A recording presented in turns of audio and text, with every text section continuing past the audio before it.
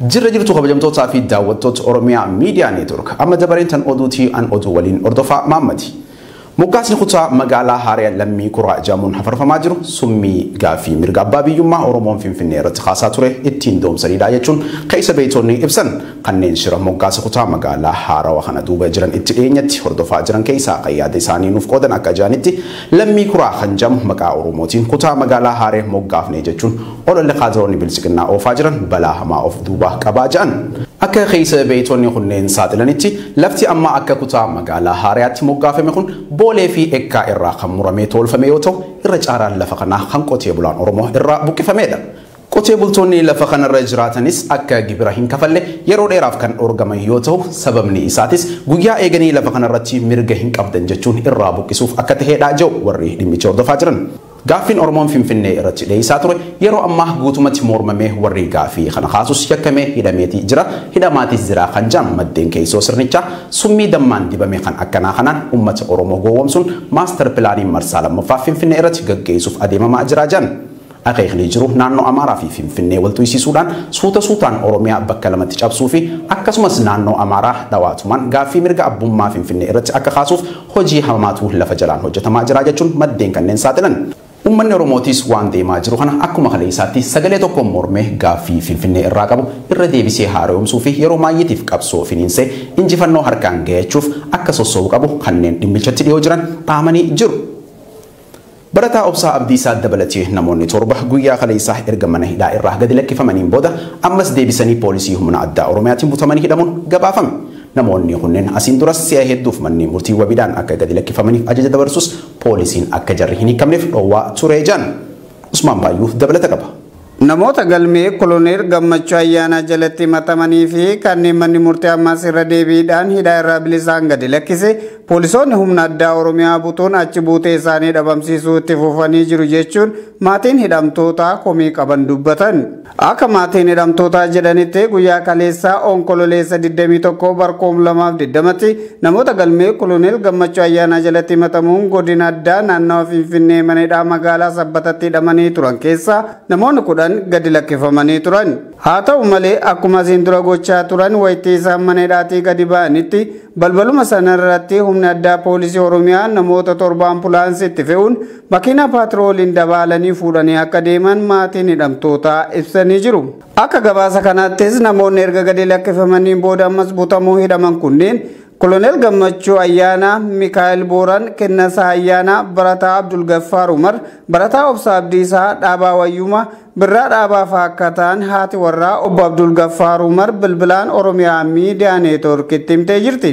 Ani haadha manaa Abdul Gaffaarii kaleessa manni amala sirreessaa naannoo Finfinnee sabbataa jiru guyyaa 15 kenname keessatti manni jooriin banamini gadi dhiisaa waan jedhamee ture aga sana eeganii waan imalni banamini manni sirreessaa gadi dhiisee ture Abdul Gaffaariin faa jechuudha. Gadi dhiisullee poolisiin Oromiyaa alatti dhaabbatanii eeganii eega manni sirreessaa gadi dhiisee fudhatanii bakka isaan geessan amma yoonaattuu hin beekne isaa wajjin namoota 7 akkas ta'u bakkuma isaan jiran amma yoonaa baruu hin dandeenye. Barbaannee dhabnee bahanii jennaan naannoo sana yeroo deemnu konkolaataadhaan fuudhanii sirra deeman argine irra garuu eessa akka geessan hin beeknu mana murtiitti dhiyeessu jennaan mana murtii sirriidhaaf dhaqnee turre achitti hin dhiyeessine bakka isaan jiran amma yoonaa beekuu hin dandeenye. Yeroo afuraffaaf mirgi wabii isaa eegamee gadhiifamu jedhamee ture garuu amma yoonaatti gadhiifamne kaleessallee gadhiifamee jedhamee poolisiin deebisee qabee fudhatee deemeera. Mana sirreessaaf immoo yoo gaafa nu gadi dhiisnee irradha kan jarri nuun jedhamu. Yeroo duraatii qarshii 15,000 eegame sanuma irratti manni yoon dhiyaatini wabii eegame sun haqimu jedhaadhuma amma yoonaa deeme qarshii 15,000 kan eegame. Amma seeratu jirallee jechuuf nu rakkisaa biyya tokko keessatti olaantummaan seeraa kan ajajni mana murtii biyyan kabajaminitti seerri jirayyuu jechuuf yerootti sodaataa jiru jechuun harma jechuuf biyya seera qabeessa jechuuf iyyuu sodaanneerra jechuudha amma ajajni mana murtii eegan kabajamini. Olaantummaan seeraa hin jiru cubbuu guddatu nurratti raawwatamaa jira. Eenyutu akka himannuu fi iyyannullee dhabnee jirra. waa'ee keenya kana rabbummaan furmaata nuuf haa laatu malee waan jennu hin qabnu kan jedhan ammoo Abbaa Barataa Obsaa Abdiisaa Obbo Abdiisaadha. Abbaa Obsaatti Abdiisaadha. Obsaan kaleessa mana sirreessaa sabbataa yookaan immoo daalattiin hajama tokkotti duraan dhabamee ture achi dhoksanii turanii namaan barbaadannee gaafa argannu achi beellama manni murtii guyyaa 10 irratti qabee ture yoo ragaa irratti argachuu baannaan akka bilisa bahu jedheetoo manni murtii sun ajaja baasee ture. Kaleessa fudhanna jennee ganama bakka hin baa kan jedhamu abdiidhaan dhabnee gaafannaan hin baanu jedhanii sirreessaa fudhannee galla jennee maatii wajjin dhabnee makiinaayyuu qabannee abdiidhaan icaa keenya irratti afur ololoja adda bahee galluudhaaf gaafa cimaa eegaa jiru poolisiin addaa Oromiyaa naannoo sana Fasaanatti gadi bahanii adda baasanii nama torba marsanii too makiinaa ambulaansii tokkoo fi piikaappii lamaan fuudhanii too deeman galatti barbaannu sadhamne bakka diraamaa ta'e bakka anamma kana biratti namni lubbuu qabu nama lubbuu qabu akkasitti qabee gadhiisee sadhaaya'uun isaa kun waan dunyaan marrayyuu jira dheeyyaadhan wanti akkasitti ta'aa jiru kun namni tokko yoo yakka hojjete yakka isaatti ragaan irratti qulqullaa'ee adabbii seerri lafa kaa'u fudhata malee takka manni murtiin gadhiisa poolisiin deemsee qaba har'aa kuusaa kaleessa sanaan har'a Taateen kun irra deddeebiidhaan maaliif akka raawwatame hubachuuf qondaalota poolisii gocha kana keessaa harka qabu jedhaman dubbisuuf yaaliin goone hin milkoofne. Murni seeraan ala biyya bulchaa jiru sabboontota Oromoo adamseedhu akkuma itti fufetti jiraachuu maddeen gabaasan. Haaluma kanaan guyyaa kaleessaa shamarree bilisummaa Hussein Jaamtu badii tokko maletti poolisii addaa Oromiyaatiin butamtee akka hidhamte maatiin bilbilaan OMN himan.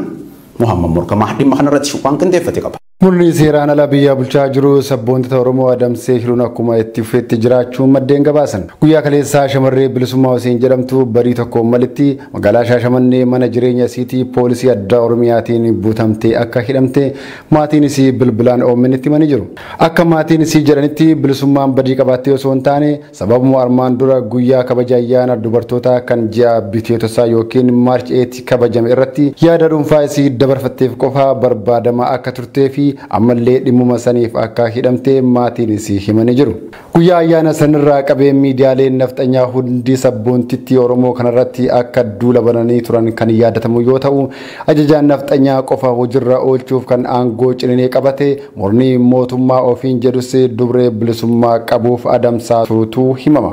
Shamarree bilisummaa ergaa hidhamteen booda yommuu maatiin nyaataa fi uffata geessuuf yaalutti humnoonni ishii ukkaamsanii hidhan dhimma ishee federaalota harkaa qaba jechuun maatii kan ugguran yoo ta'u shamarreen bilisummaa Shaashamannetti qabamu malee eessatti akka hidhamtee jirtu hanga ammaatti beekuu hin dandeenye jechuun maatiin dabalee bilbilaan OMN himeera. Ani Hayyuuseen jedhama obboleessa bilisummaati. Kaleessa Shaashamannetti qabamtee kalee saatii 7 walakkaa irratti poolisii humna addaa Oromiyaatiin mana jireenya isii dhufanii fuudhanii sababni isiin qabamteef as dura Maarch 8 irratti jechoota yaada dhuunfaa isii ibsattee turte achirratti erga sanii kaasanii baay'ee barbaadaa turanii nu maatiin Adaamaa jiraanna nu biras hin dhuftu yeroo tokko Finfinnee jiraatti yeroo tokko Shaashamannee akkasumatti dhokataa jiraachaa turte baay'ee barbaadaa turanii yaada mataa dhuunfaa ishee waan ibsatteef qofa amma kaleessa fuudhanii Shaashamannee mana hidhaa 81 jedhamu tokko geessanii turanii amma sa'aatii 11 achi turte erga maatiin nyaataaf uffata geessuu fi deemanii booddee dhimma ishii federaalatu qabee uffata sinfuunu nyaatas hin fuunu jedhanii maatii deebisanii ergasii amma mana hidhaatii galgala baasanii eessa akka geessan hangamma wanti barree tokko hin jiru jechuudha. Mana hidhaa Shaashamannee keessa jiru hunda isaa barbaannee jirra garuu argachuu hin dandeenye. Eessa akka fidan nutti himuu hin dandeenye. Shamarree bilisummaa Hussein sabboonummaa isiitiin kan beekamtu yoo ta'u magaalaa Adaamaa keessatti mana huccuu aadaa fi meeshaalee faaya Oromoo garaagaraa hojjettee sabaaf dhiyeessuun beekamti. Harargee baha magaalaa Dirree Dhawaatti hidhaa fi reebichi humnoota sirnichaatiin jiraattota irratti raawwatamaa jiru daran hammaatee itti fufee jira jan maddeen namni Dirree Dhawaa irraa bilbilaan OMN fi adalaate tokko akka ija'utti qeerroon magaalaa Dirree Dhawaa tarkaanfiiwwan garaagaraa basaasotaa fi caasaalee mootummaa irratti fudhachuuf deemti shakkii ija'uun poolisiin idilee fi raayyaan ittisa biyyaa waliin ta'uun dursifnee qeerroowwan kunneen irratti tarkaanfii fudhachuu qabna jechuun jiraattota nagayaa reebaa jiraachuu himan. qeerroowwan humnoota kanneen irreebamanii miidhaan cimaan irra ga'e keessa dargaggoo maqaan isaa Burqaa Jamaal jedhamuu fi dargaggoonni biroo hedduun osoo carraa yaalamuu hin argatin humnoota tikaatiin mana hidhaa Gaziiraatti geeffamuun hidhamanii jiru. Walumaa galatti magaalaan Dirree Dhawaa yeroo ammaa waraaraan weeraramtee kan jirtu yoo ta'u jiraattonni magaalattii gooliinsa hamaa keessatti argamu jechuun maddeen Oromiyaa Miidiyaa Neetworkitti himan. Magaalaa Ambootti nama yeroo dheeraaf qeerroo magaalattii dabarsee du'aa fi ajjeechaa akkasumas hojii basaasummaa irratti hirmaachuun uummata magaalattii dararaa ture irratti tarkaanfiin kan fudhatame ta'uu qeerroon Amboo ibsee jira. Tarkaanfii nama kana irratti fudhatame wal qabate waraanni magaalattii keessa faca'uun manneen namaa sakatta'a manguddoota reebuun miidhaa cimaa irraan gahaa kan jiran ta'uunis himamee jira. Namni tarkaanfiin irratti fudhatame kun bara 2006 irraa jalqabee gocha suukanneessaa hawaasa magaalattii irratti raawwachaa namni dhimma kana itti dhiyeenyaan beeku tokko Oromiyaa Miidiyaa Neetworkitti himeetii jira. Kana malees dargaggoota hojii humnaa hojjechuuf daandii konkolaataa irra dhaabbatan hunda sababa kanaan walitti qabuun gara mana hidhaatti kan geessan ta'uu odeeffannoon garasii nu dhaqqabe ni mirkaneessa. Gabaasni kan Faayisaa Iliyaasi. Dhaabbanni Inter Agency jedhamu sarbama mirga namoomaa nageenya uummata Oromoo Gujii fi naannawa isaa irratti gabaasa qorannoo addaa dhiyeesse. Qorannoo kanaanis sarbamuu mirga namoomaa Oromoota Gujii irratti raawwatamaa jiru mirkaneessuudhaan ji'a Eebilaa bara 2020 irraa kaasee haalli naannichaa daran hammaachaa dhufuu eere. Gabaasa Standard Faayisaa Iliyaasiitu dubbisa. Dhaabbatni Inter Agency jedhamu onkololeessa torba qabiinsi mirga namoomaa fi nageenya uummata Oromoo Gujii fi naannawa sanii mata duree boolla awwaalaa jedhuun gabaasa qorannoo baaseetii jira. Dhaabbatni UNOCHA jedhamuun beekamu kun sarbama mirga namoomaa uummata naannichaa irratti godhamaa jiru irratti inansiiwwan UN afurii fi dhaabbata NGO tokko waliin ta'uudhaan gabaasota sarbama mirga dhala namaa naannoo san irratti dhagahamuu hordofuudhaan daawwannaa godina Gujiitti taasisanii turan jechuudhaan gabaasichi qorannoo dhaabbilee kan biraas wabeeffateetii jira. Qorannoon isaas sarbamuu mirga namoomaa Oromoota Gujii irratti raawwatamaa jiru mirkaneessuudhaan ji'a Eebilaa 2020 irraa kaasee haalli naannichaa daran hammaachaa dhufuu fi lolli hammaataan mootummaa fi qaamota hidhatanii socho'an kanneen beekamtii hin qabne jidduutti baay'achuu isaa ibsaniitii jiru. Itti fufiinsaanis naannoon godina Gujii kun namoota biyyattii keessatti qe'ee fi qabeenya isaanii irraa buqqaafaman 100,000 fi 20,000 ol of keessatti qabsiisee jiraachuus gabaasichi ni ifoomsa. Vaayirasii koronaa dabalatee balaan lolaa fi weerarri hawwaanisaa hanga ji'a dhiyootti naannooniif qormaata guddaa ta'ee jiraas jechuun qorannicha irratti ibsaniitii jiru.